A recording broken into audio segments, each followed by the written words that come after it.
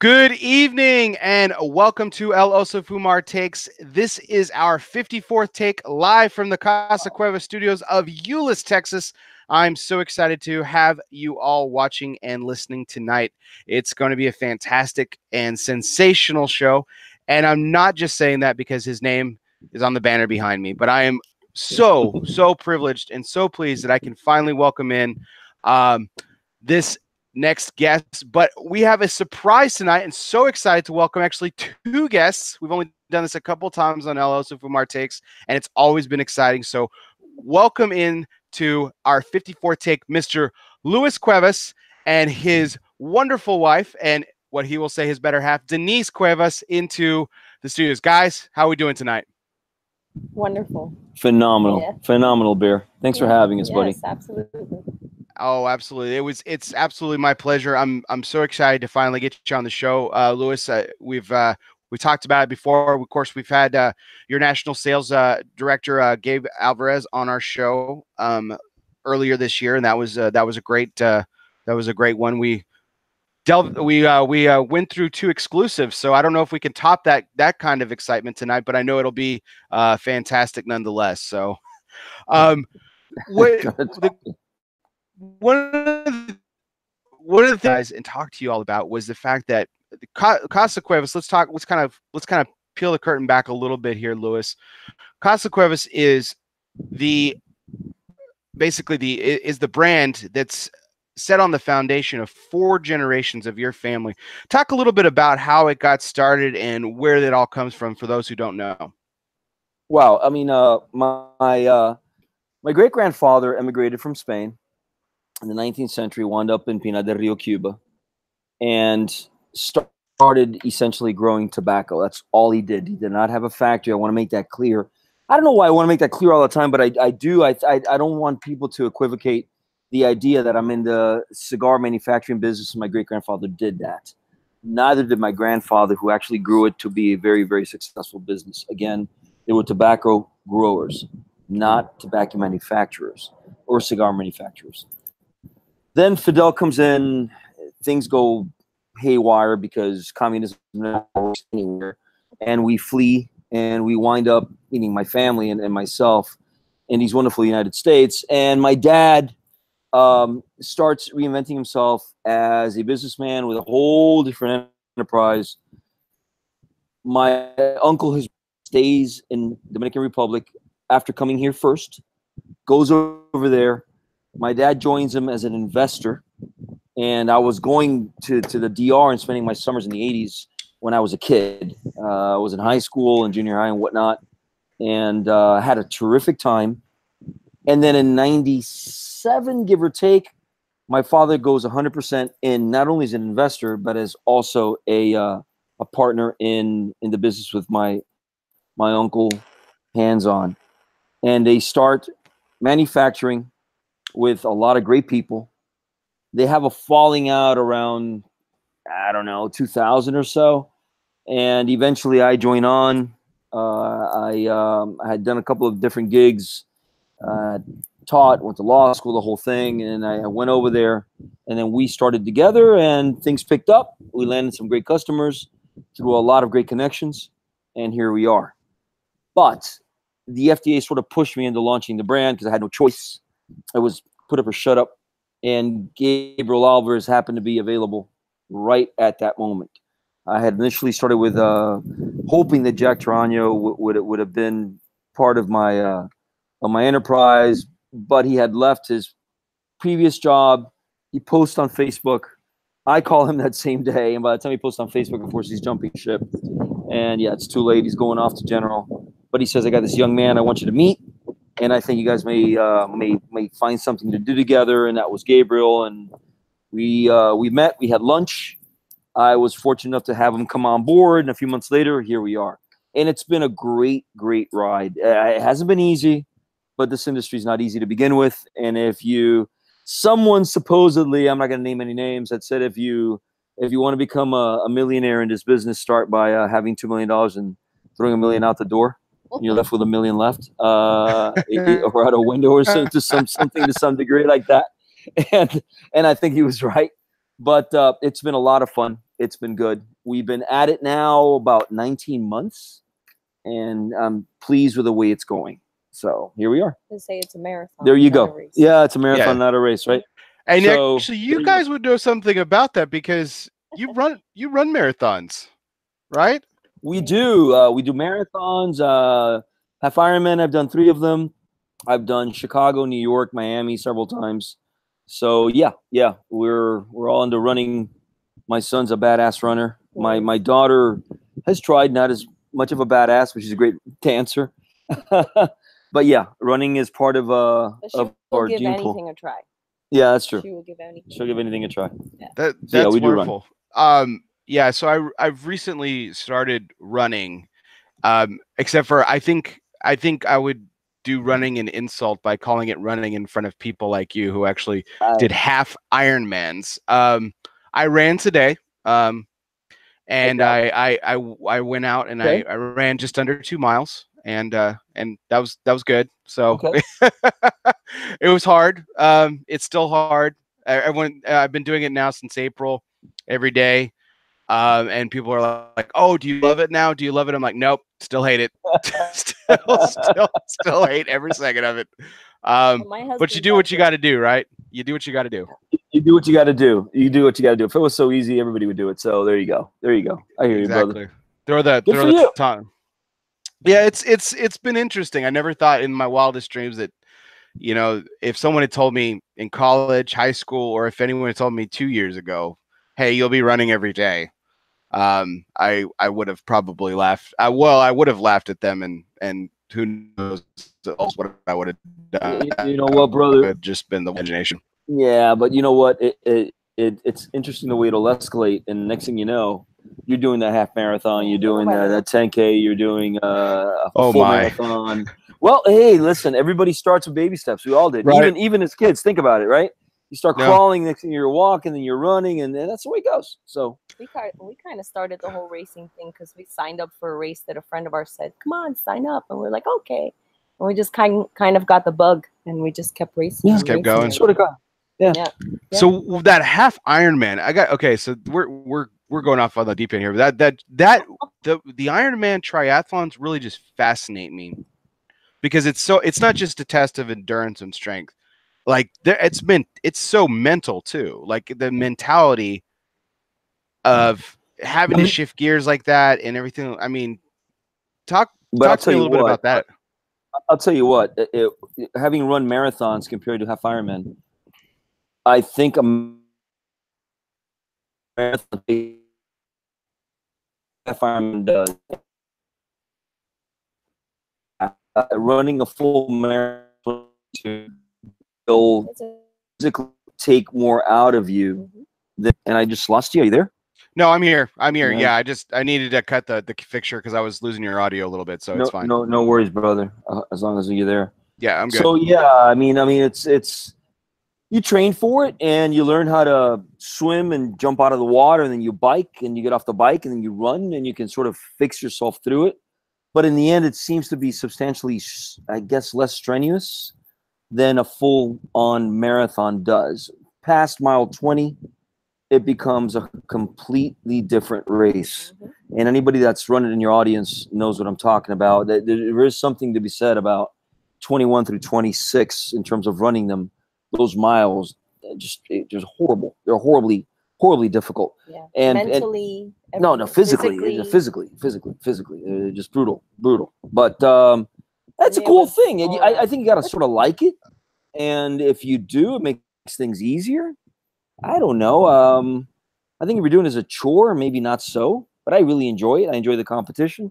I enjoy the effort, and I enjoy finishing it and saying, "Hey, I did it." You know, you got a couple of tattoos that the only tattoos I have on my body are Ironman tattoos, and so does my wife. And it means something. It's kind of cool. And people look at it to them and they go, "What the hell is that? Does it mean you're a man? Does it mean you're manly? Does it mean you're from Miami?" Yeah, we got that one. Yeah, we got Miami also, which is kind of bizarre.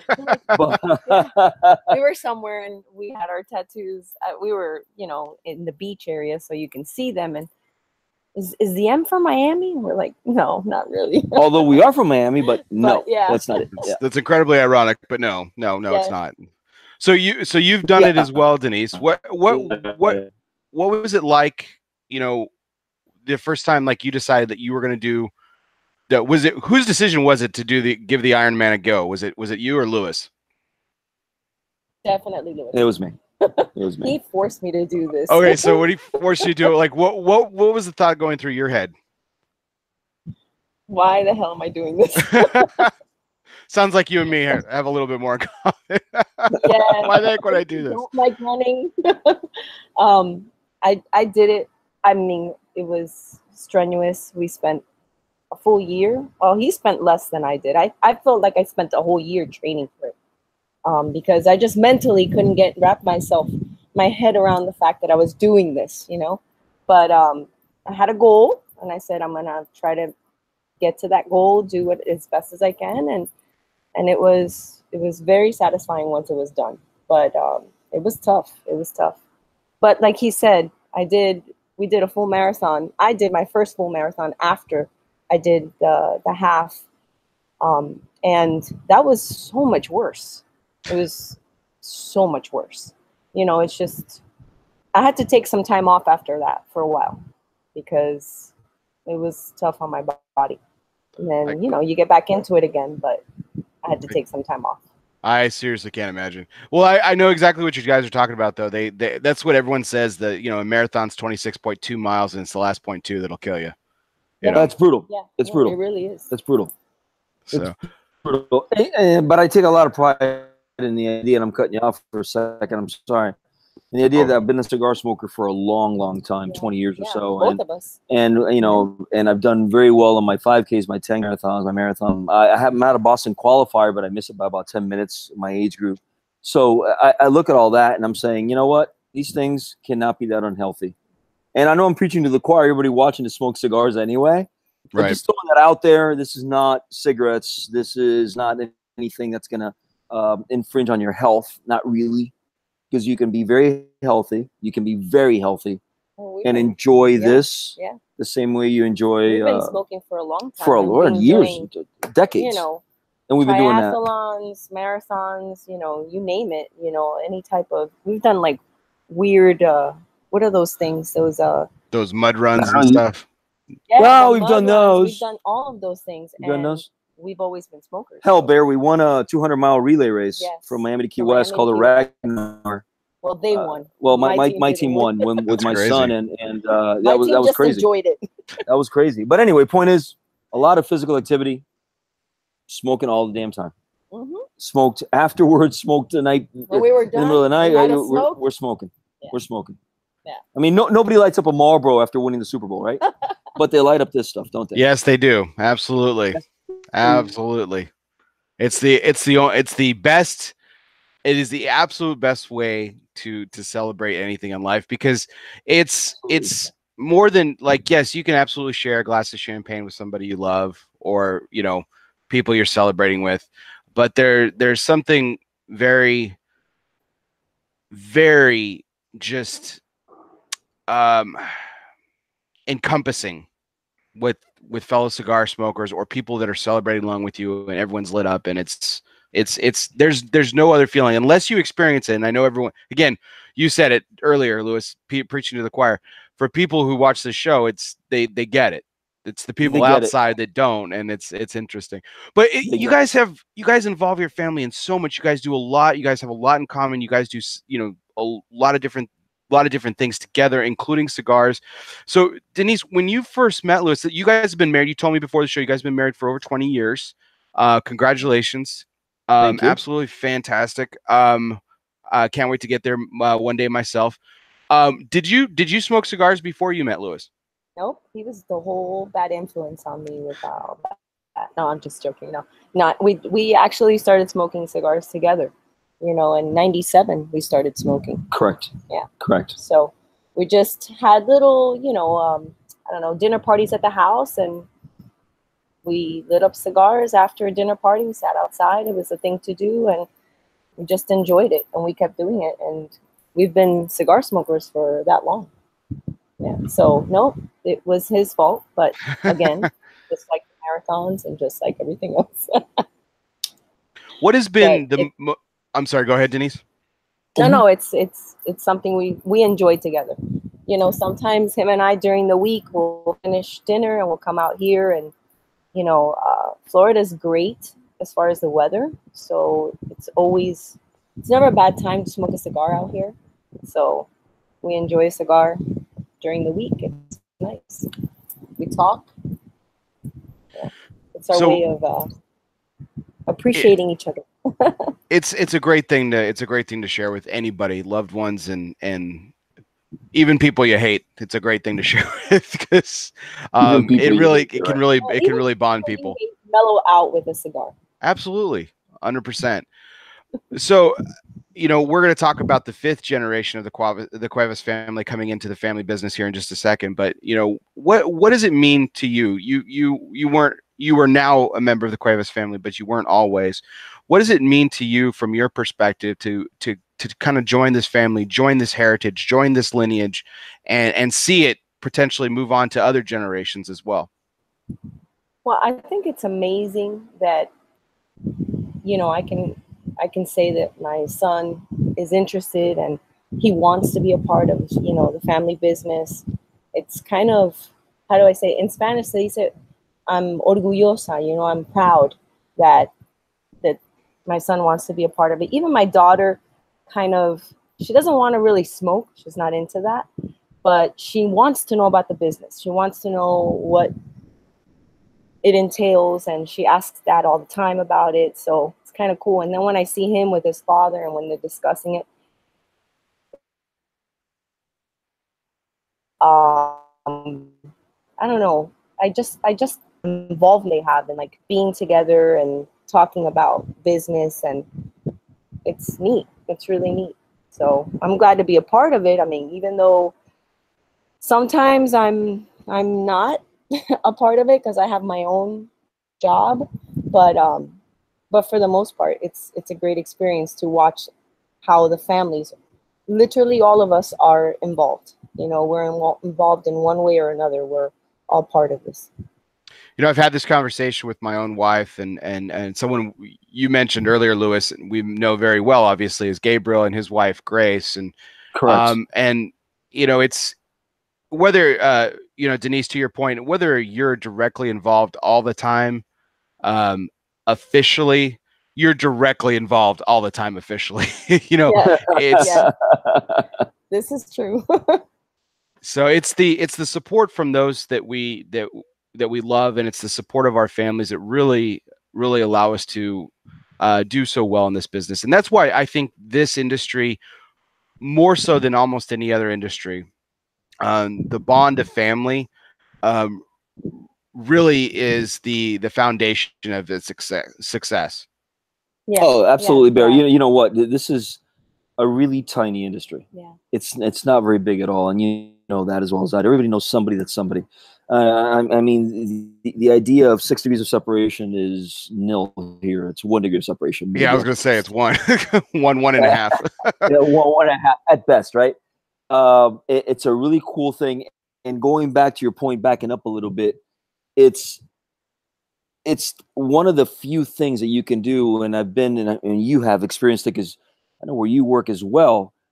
You can sit there in an area where patrons come in to smoke a cigar. They're gonna enjoy a cigar, and the guy next to you is a multimillionaire, and here you are, a blue collar guy, and the other guy is a retired guy, and so forth and so on. Yeah. And all of a sudden, the one thing they have in common is that one cigar, which is what you can't do with a champagne, because chances are that champagne you mentioned is not being shared by that millionaire with a blue collar guy with the other guy who's retired. Right. Probably you're not doing that. The millionaire sharing the champagne with his other millionaire friends at his home or whatever.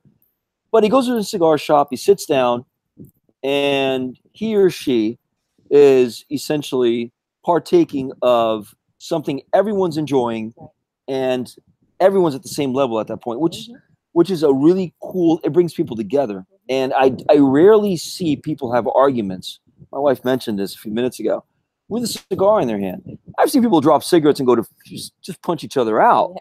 But rarely do people, because maybe it's too expensive, I don't know, but nobody just drops a cigar and just goes to fisticuffs. Yeah. There's something to be said about this that brings folks together. It creates camaraderie, cool thing. You don't get it. I think you get it more so at cigar shops, even more, I would argue, than at bars to some degree, because you sort of pick your bar perhaps or your restaurant according to your station in life, stupidly enough.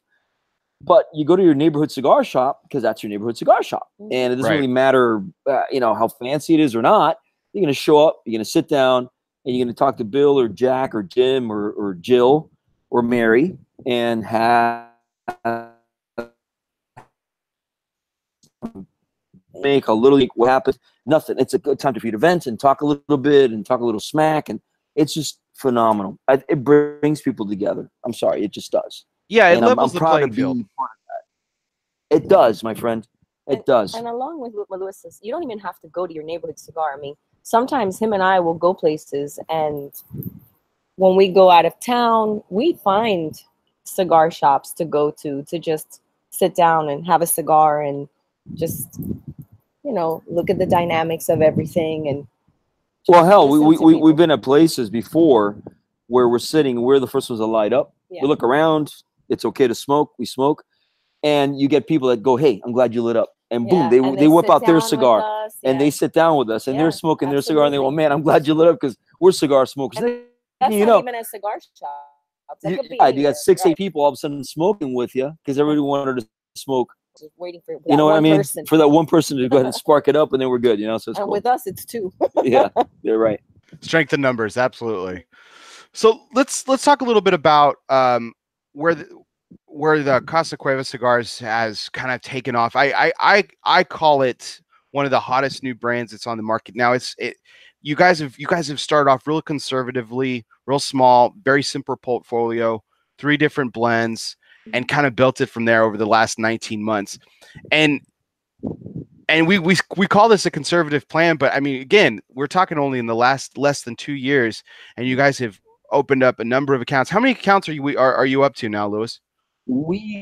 I believe we're about 110 right now, and very proud of that. The 110 that we have, give or take 110, 112. I'll say to some degree, I think is kind of puts a break on things. Get a really great job of handling that aspect of it, because stores need to be catered to and need to be helped. And so if Minneapolis, if I don't have someone so that they can handle the humidor, they can do a cut and do impromptu, just walk the humidor and help people and help the store owners out, it sort of puts a crimp on us a little bit.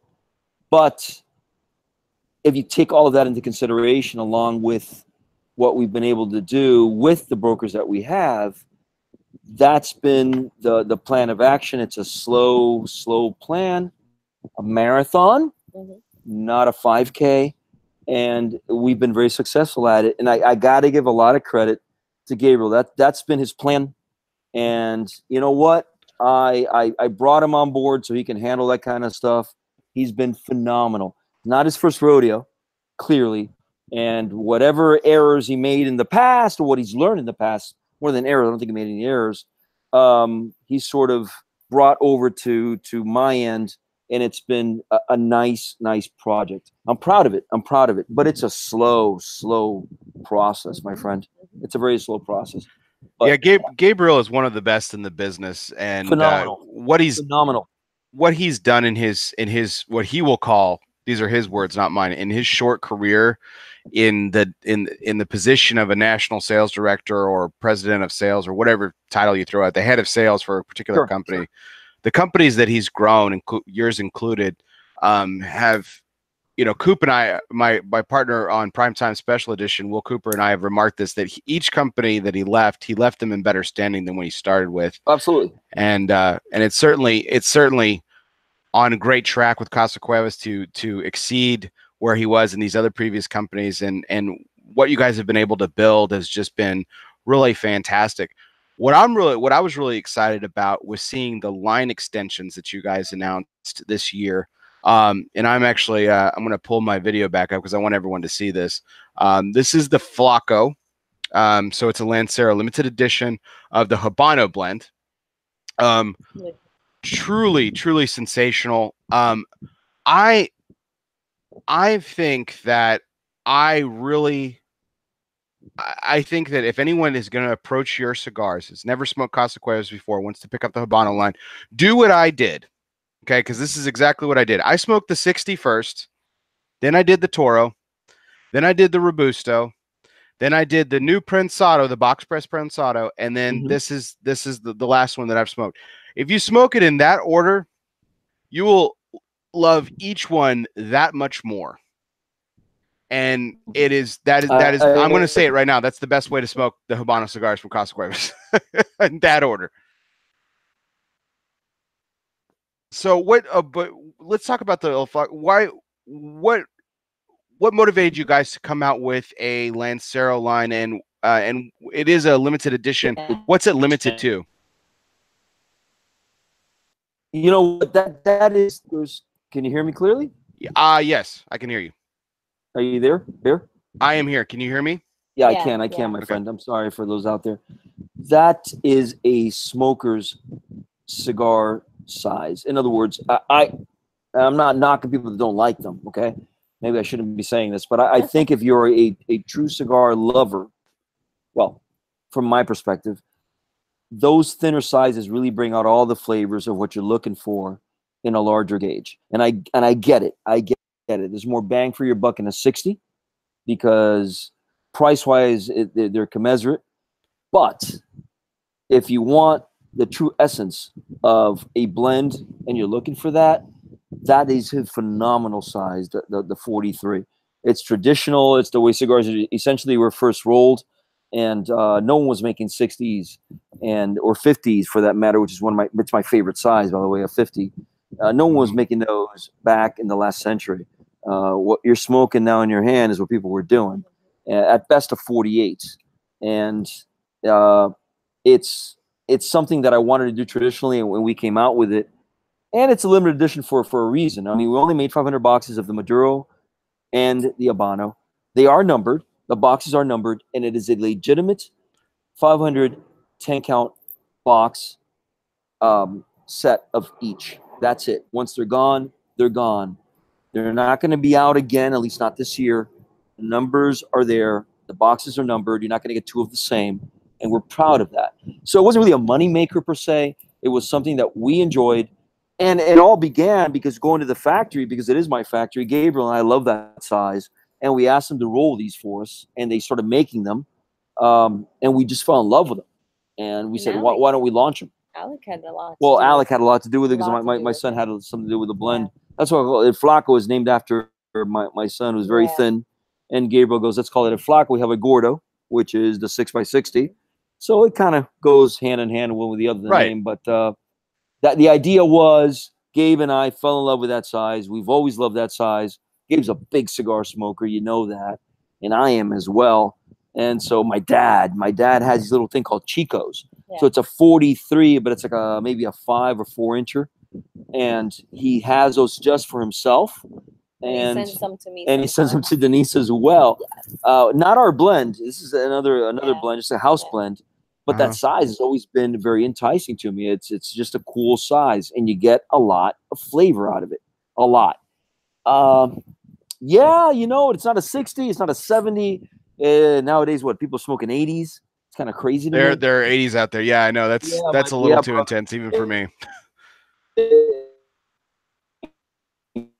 It's bizarre, but I respect my repertoire. It's not my thing. As a matter of fact, I probably shouldn't be saying this as well, but I'm going to say it anyway, just to openly.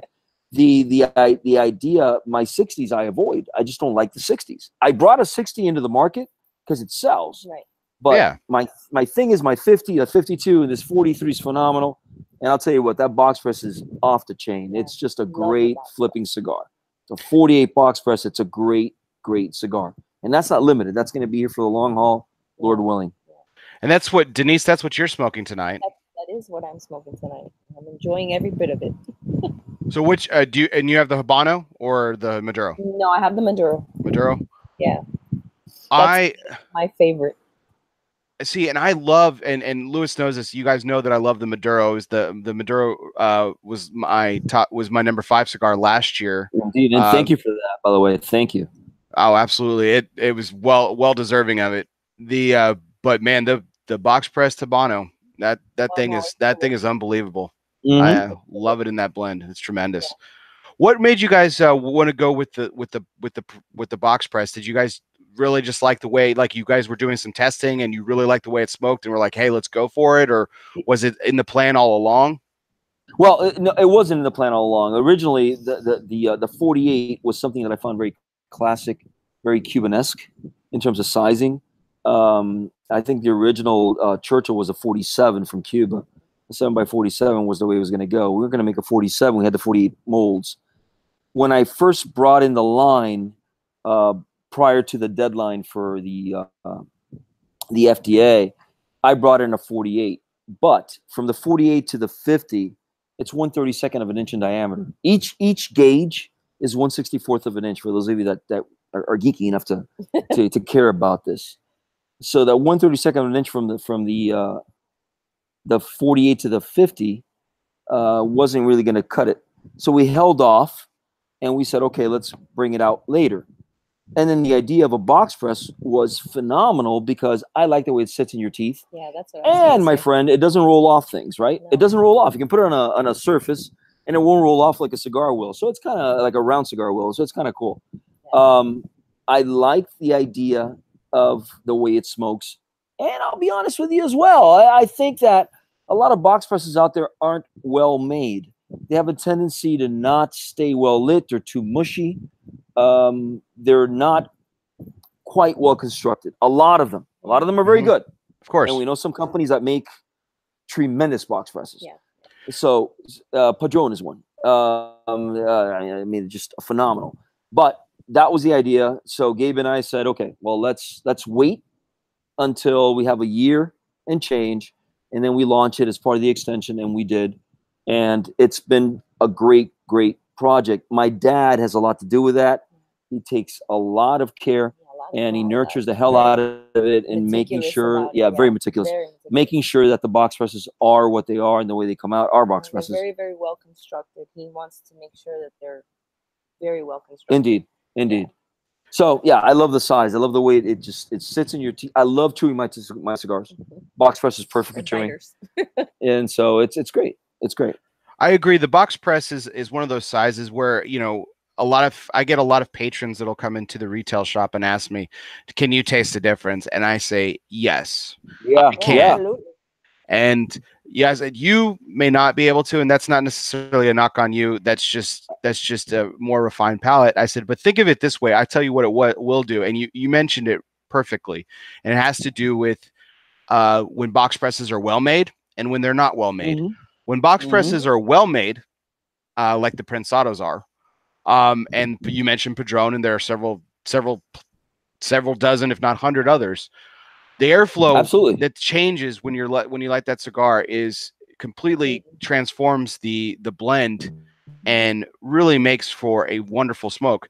On the flip side of that, what I've noticed in some of the bad ones that we're thinking of, or the ones that are not as appealing, let's put a more positive spin on it. The ones that are not as appealing, I feel like they are, the blend was perhaps a little too aggressive, or, you know, too much tobacco.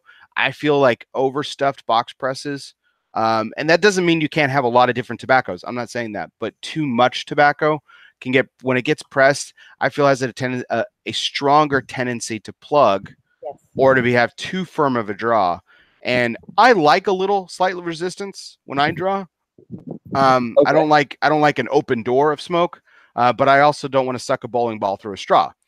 Correct. So, and I think that's what has a tendency to happen on some of the box presses that we're thinking of that aren't as appealing, is they have a little bit, they got a little too aggressive with their hand in terms of that the tobacco. But you and I were talking about that, Lewis, before the show, about the tweaks and the slight changes and the small nuances that need to take place within the same blend in order to make a Vitola work. So let's talk about that for a second. So when you have this terrific, let's take the Habano that I'm smoking for an example. You have this terrific blend, and it works well in the, you guys have done the Robusto, the Toro, and the 60. And all those are different. I'll let you describe that here in a second. But then go into what differences had to go into making the box press and the Flaco. Well, and I'm glad you brought that up, and it's a really cool process. If you take that 60 and you break down the 60 and you use the same proportion of leaves to make the 60, the 50, and the 52, or the 48, or the 43, if you take the same proportions, it will not work. And let's go forward. You start with a 50, and you go from a 50 to a 60. If you're saying you're going to use 3 leaves of this, 2 of that, and 2 of the other, and now you're going to manufacture a 60, talking about the 50, and let's say you go from 3 to 5, 6 leaves. You double everything. It will not work. The blend will not work. You can't do that. It doesn't equate. So the reverse is true as well. When you're putting, especially because you got to put less tobacco in, right? Because now you've got a smaller diameter, and if you plug it in much, you are sucking. So the catch is, how do I equate that flavor people that are in my 43? And you essentially take out something of one of the leaves that you're using. In our case, remember, we got 5 different regions in our cigars. You got to take something out and put something more in, or leave something more of something, and you got to play with it a little bit. My son had a big part in this, and I'm proud of saying that because he has a great palate. He comes in and he says, "Hey, Dad, let's load it up with this, more than that. We'll take out the other." So essentially, it's the same blend. It is, but it's been tweaked so that there's more of one tobacco in that 43 than there are in that 50 that you smoke from the same line of ours. But the idea is, you still know it's a Cuevas. You got to play with that. The blender, my dad does a phenomenal job of that. The blender has a tremendous role to play. You can mathematically take out proportions and then transfer it over to diameter. It doesn't work. It just does not work. And anybody that manufactures out there is listening to this knows what I'm talking about. You've got to play with it to the point where it's going to taste the same, but it won't have the same amount of tobacco in. I'm talking proportionally. Right. There's a skill to that, and it's not easy. It's not easy. Also, the rollers that are rolling the smaller gauges, even the box press, less tobacco, right? Because if it comes out round to begin with, folks, you press it, and it becomes that it gets rectangular or square or whatnot. But well, packing it in, you're gonna burst that wrapper. It's gonna crack. Right. Well, you can't do that, right? So you got to put less tobacco in. So the less tobacco you put in, you're altering the blend. So how do you alter the blend so that it still is consistent with what people are used to smoking in your line? It's just a little different. I get it, but it can't be completely different, because then people are saying, "What the hell am I smoking?" Might as well come out with a brand new line, brand new brand name, a brand new anything. And with the 43, it's the same thing. You're putting less tobacco in. Yeah, it's round, but you can't put the same amount of tobacco into that you would in a 50 or 60. And yet people are going to pick it up and go, "Hey, I love this." Still equal to what I'm used to smoking. Yeah, there's nuances. Yeah, it tastes different. The tobaccos are all there, but the flavor profile is going to change a little bit. And that's a really cool thing about it. So yeah, anyway, I guess I spoke way too much. I wanted to give the Reader's Digest version. I gave you a war and peace, but there we go. Anyway. I think one of the funniest moments I ever had in a retail shop, when I was talking to someone, a very inexperienced consumer, and they were talking to me about how they were getting into cigars, and they were just really enjoying everything about it, and they just thought the skill level of rolling a cigar, and what I'm about to say is not in contrary to that. I have absolutely, this person and I had the same respect for cigar rollers, but I nearly spit up the water that I was drinking when they were describing how they thought it was just incredible how a cigar roller could roll a box press, because they thought the roller actually did it, and it was quite funny. Yeah, they thought they actually folded it. I get that a lot. And it's and it made it look all nice and square. Exactly. And the thing is, I had to explain it to him, but it still takes tremendous skill, because not only do you have to roll the parejo, you have to roll it in such a way to where you just described, Louis, when you do press it, it doesn't crack on you. I mean, there is a lot of skill involved, and so nothing to be taken away from the roller who does that. But it was just it was a hilarious moment for me. What a fantastic moment for you guys to have your son come in and be able to make that distinction already in his early career, because your son's been working in retail for what, a couple years, 3 years? No, not that even that long. Not about a year. About a year. Yeah. Yeah. It's phenomenal, and the shop he works at is such a well-stocked shop that it affords him the opportunity to be able to smoke a lot of stuff. They will give him anything he can smoke at wholesale cost. Mm-hmm. They take it out of his paycheck. And let's be frank here. He's covered. Everything's covered at this house except his gas, and when he goes out with his girlfriends, or goes out to dinner, goes to the movies, or whatever else. Otherwise, insurance, roof, everything, university, it's all covered. So he doesn't have to save money for those issues. The car has been covered by grandma and grandpa on top of that. So he's done on that end, which is it's a nice place to be for a 20-year-old. So what does he do? His vice is cigars. Yeah. Not a bad vice. And the result, he will go to a shop and he will smoke through an entire row of this person as well at that shop. So people will walk in, he's well versed, and somebody will say, well, listen, I normally smoke X. And he goes, okay, X? Tell you what, Y, it's right up your alley. Listen, it's going to be where you want to be. And you can only do that if you've smoked Y and Z and X. Right. He'll come in every day and he'll say, Mom, Dad, I smoked such and such. And, I thought it was this or that. Yeah. Right. He doesn't, he every day, it's like a kid in a candy shop. He's constantly smoking something new. And again, that just he takes mental notes, and he takes physical notes, and he actually texts us his reviews of cigars. Yeah, he does. And I'm extremely proud of him. Proud. And even if he doesn't pursue this later on, he's going to be a cigar connoisseur by default, right? Yes. Which is really cool. It's a cool thing to do, because it's a beautiful, beautiful industry. It's a beautiful industry. He can also distinguish things that are overpriced or not, whatever. That's neither going. I'm not going to go get in there.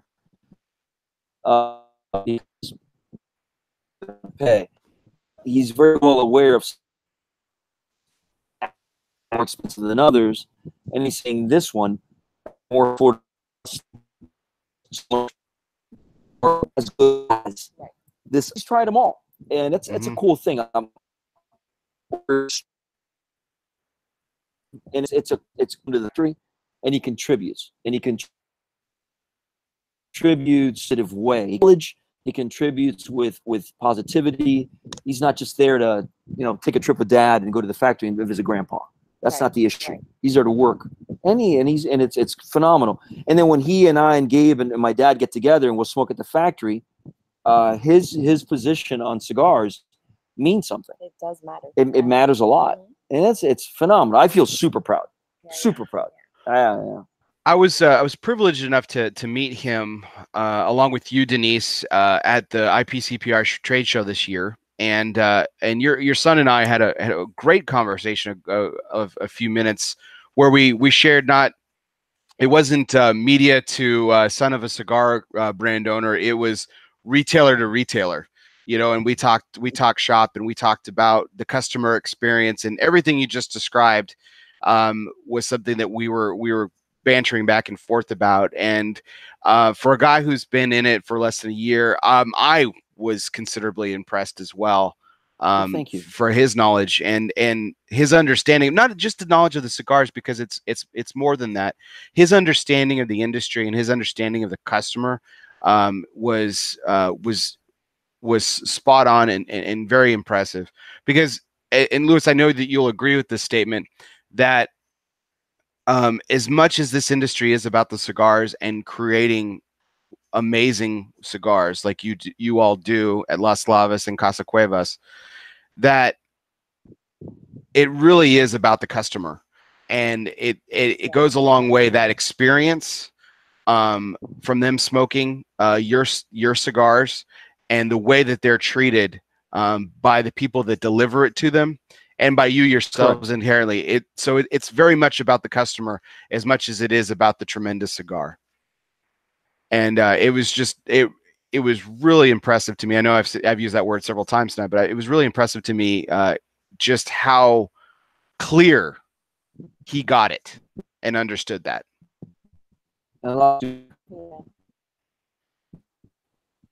Can you guys hear me still? Can you guys hear me? All right, folks, for those of you who are listening and still watching, I really appreciate you're dealing with you guys hanging in there with our technical difficulties. We're here with Luis and Denise Cuevas of Casa Cuevas Cigars.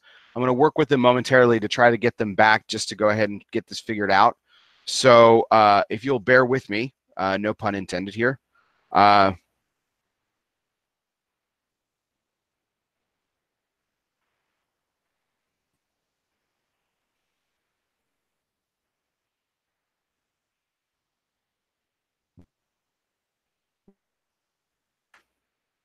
So again, we're here with, I'll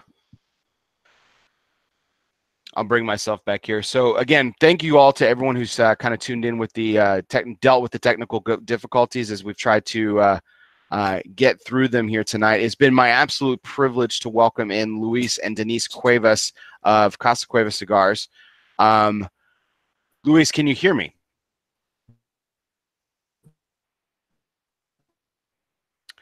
Okay, it looks like they're still trying to get back connected. Definitely want to stick around for just a little bit longer to try and get them back. So if you'll bear with us just a little bit longer as we try to get this figured out. Luis, if you can hear me, why don't you go ahead and close out the call and come on back into the call. And I think that will help us out here.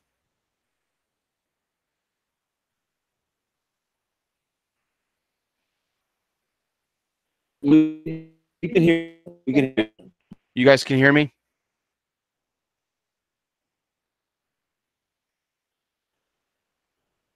So if you guys can hear me, go ahead and hang up the call and come back in the same way you guys did. And I think that will help reestablish the connection.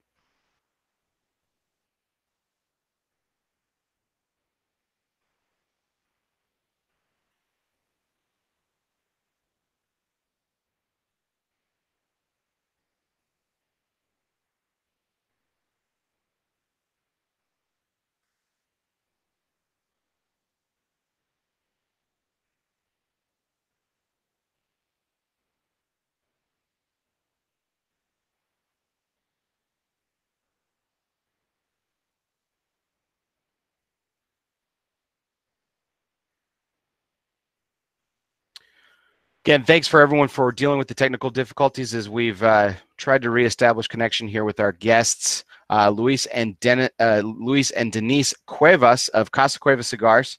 It looks like they're trying to jump back in, and they'll be here momentarily. And while they're doing that, we're going to go ahead and continue to talk here. Can you guys hear me? Okay. Can you guys hear me? Yeah. Louis? Yeah, we can hear you. Okay, perfect. Perfect. Sorry about that. Again, really, what I was saying to our audience, we really appreciate everyone hanging in and appreciate you guys. I'm sorry about the technical difficulties tonight, but really appreciate you guys, your time tonight. I just have one kind of last point I wanted to touch on before we close it up and everything. So we talked a lot about your son and the important roles he's played in these last two line extensions. with the Casa Cuevas Cigars and the role that he takes at the factory when he does come down with you and everything.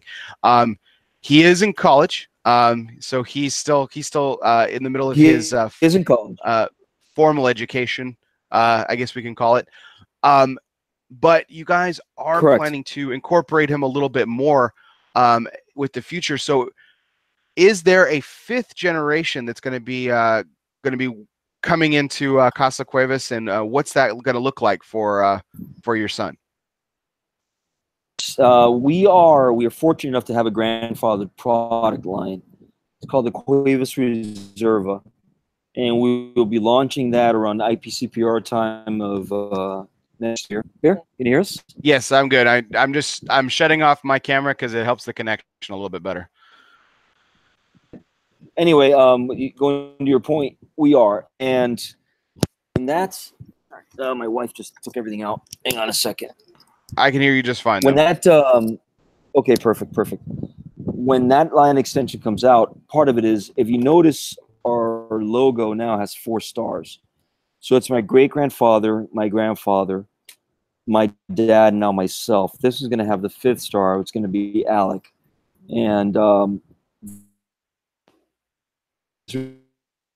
new blend, new everything is going to represent him. And if you also look at our band, it's got the seal of Spain, Cuba, Dominican Republic, which is where we are now as a factory. It's also going to have the U.S. seal because Alec was born in the U.S.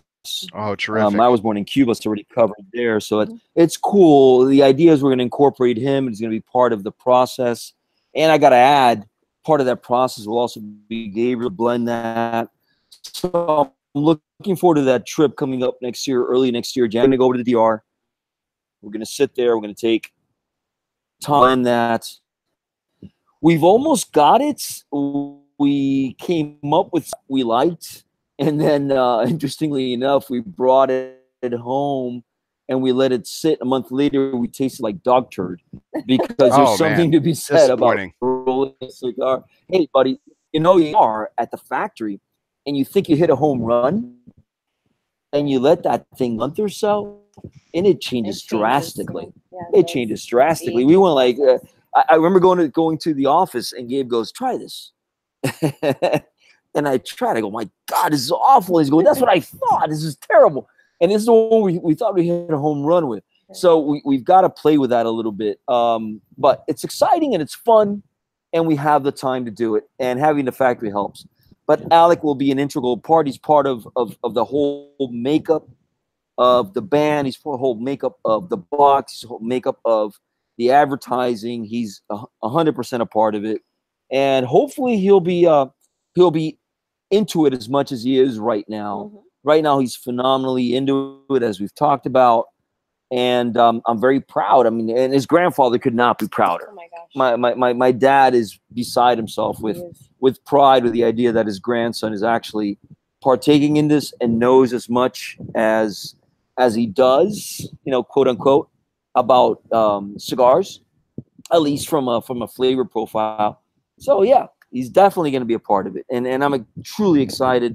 And the idea of having the U.S. seal in it also, and it's very cool, right? To give something back to the country that has afforded us the opportunity to do this. Face it, I couldn't do this in Cuba, could I? The answer is no. No. And so, you know, USA all the way kind of thing, you know, and it's phenomenal. It's really cool. What a tremendous second chapter for Casa Cuevas. Yeah. Excited to bring in that 5th generation, to add to the tremendous lineage that your forefathers have established with the foundation, and your father's work. You know, we didn't really touch on it too much tonight, but your father's work and your work at Las Lavas before Casa Cuevas was launched, notwithstanding it, some of the most interesting, complex, and just creative blends to come out into the market in the last 20 years, hands down. I think I don't think I'll find anyone that'll disagree with me on that. The Gurkha Cellar Reserve comes to mind, as well as the San Lucia Black Label. We've talked about those 2 blends at length before. Two of the most phenomenal blends to come out into the market, successful blends to come out of the marketplace in the last 20 years, and very, very special and very unique, all from the Las Lavas factory, which is run by your family. So tremendous work, and we look forward to the work going forward with the 5th generation of Casa Cuevas coming in with your son Alec. I'm excited personally to see that. So that's going to go ahead and wrap up our 54th take of El Oso Fumar Takes. And I really want to just thank our 2 esteemed guests tonight. Louis, Denise, thank you so much for your time. It was absolutely wonderful. Technical difficulties and all. Just an absolute pleasure to sit down with you two and talk about the future, talk about the present and the future of Casa Cuevas. It's certainly bright in both regards. So so thank you to you both, and I wish you guys nothing but the best. And I hope to see you guys very soon. I know I'll be talking to you sooner than that, but I hope to see you both very soon as well. And for everyone else out there, thank you so much for tuning in. Yes, this has been our 54th take. We are going into our 2nd year of El Oso Fumar Takes, and we've gotten to start off with a bang. Last week's take and this week's take. Check out our Facebook page for upcoming schedule. We've got some great slate of guests, much like our esteemed guests tonight. So check out our Facebook page for upcoming takes. They'll be fantastic people. We're really excited to sit down with all of them and have great conversations like we did tonight. And so for all of you out there, we really appreciate your likes, shares, and comments. Keep following us. Subscribe to our YouTube channel. And as always, I'm Bear Duplessis, live from the Casa Cuevas Studios of Euless, Texas. And we'll see you next time.